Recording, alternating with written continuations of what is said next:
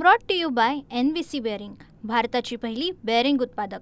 गणेशोत्सव म्हटला की आपल्या लाडक्या बाप्पाची पूजा करण्यासाठी फुलांची आणि दुर्वाची मोठ्या प्रमाणात मागणी असते। परंतु गेल्या काही दिवसांपासून महाराष्ट्रामध्ये ज्या पद्धतीने अतिवृष्टी झाली, पाऊस पडला, त्याचा परिणाम जो आहे तो फुलांवरती झाल्याचा पाहायला मिळतंय। मी सध्या दादरमधील प्रसिद्ध मीनाताई ठाकरे फुलमंडईमध्ये आहे आणि बाप्पा अगदी 2 दिवसांच्या जवळ आलेला आहे। बाप्पाचं आगमन 2 दिवसांवर होणार आहे आणि फुलमंडईमध्ये आपण पाहतोय की मोठ्या प्रमाणात व्यापाऱ्यांची आणि ग्राहकांची फुलं खरेदी करण्यासाठी मोठ्या प्रमाणात गर्दी असल्याचं आपल्याला पाहायला मिळते। विशेषतः गणेशोत्सवाच्या काळामध्ये जी पिवळा झेंडू आणि जो केसरी झेंडू आहे याची मागणी जी आहे ते मोठ्या प्रमाणात असते। परंतु पावसाचा परिणाम कशा पद्धतीने फुल मार्केटवरती झालाय, फुलाच्या मार्केटवरती झालाय, याविषयी आपण फुल व्यापारी आहेत त्यांच्याशी आपण बातचीत करणार आहोत।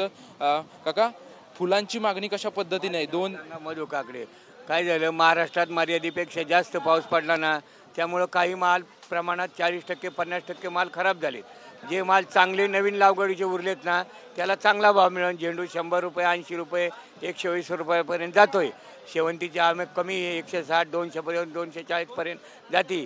बाकी सर्व मालाचे भाव चांगले आहेत, पण जास्त पाऊस झाल्यामुळं काही लोकांची माल खराब झाली। त्याच्यामुळे शेतकऱ्याच्या उरलेल्या शेतकऱ्यांचं नक्कीच भलं होईल। पण शेतकऱ्यांचं भलं होईल, परंतु कुठेतरी गणेश भक्तांना फटका बसू शकतो। गणेश भक्तांना जेवढं फटका गणेश भक्तांना नॉर्मल फटका बसू शकतो। 200च्या ऐवजी 150 जातील, याच्यापेक्षा जास्त काम आहे। आणि गणेश भक्त म्हणजे वर्षातून एकदाच सेवा करतात ना, त्याच्यामुळं काय खरं पडलं नाही। शेतकरी जागला तर सारी दुनिया आहे। आता 2 दिवस फक्त बाप्पाच्या आगमनासाठी राहिलेले आहेत। हाच भाव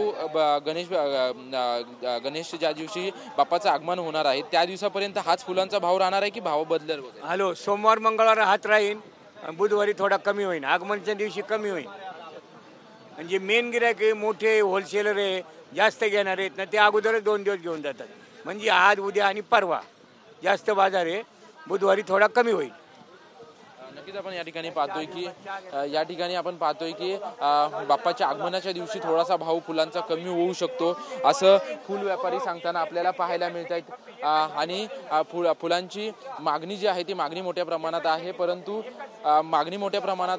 परंतु दुसरीकडे आपण जर पाहतोय की जी पावसाचा फटका जो आहे तो ह्या कुठेतरी व्यापाऱ्यांना बसल्याचं आपल्याला पाहायला मिळतंय। कारण की ज्या पद्धतीने महाराष्ट्रामध्ये अतिवृष्टी झाली, ठिकठिकाणी मोठ्या प्रमाणात पाऊस पडला, त्या पावसामुळे कुठेतरी फटका जो आहे तो फटका बसलेला पाहायला मिळतोय। प्लास्टिकच्या फुलांवरती खरं तर राज्य सरकारच्या वतीनं बंदी आणली होती, त्याचा कुठेतरी परिणाम होतोय।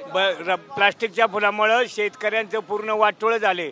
अख्ख्या महाराष्ट्रात प्लास्टिकची फुलं बंद झाली तर शेतकरी राजा सुखी होईल, एकही जीव देणार नाही। पण राज्य सरकारनं निर्णय घेतलाय की प्लास्टिकच्या फुलांवरती बंदी आहे। अजून राज्य सरकारने जर निर्णय घेतला तर मग शिरबंदरला जाऊन बघा, सगळीच प्लास्टिकची फुलं आहेत। बंद करा, तो शेतकरी जगेल, अख्खा महाराष्ट्र जगेल। प्लास्टिकच्या फुलामुळे भयंकर नुकसान होती।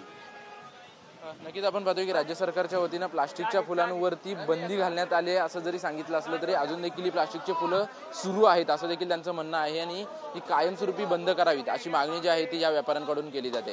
कॅमेरामन खंडू कसबे सह Nivrutti Babar, TV9 Marathi, Mumbai. Brought to you by NVC bearing, भारताची पहिली बेअरिंग उत्पादक।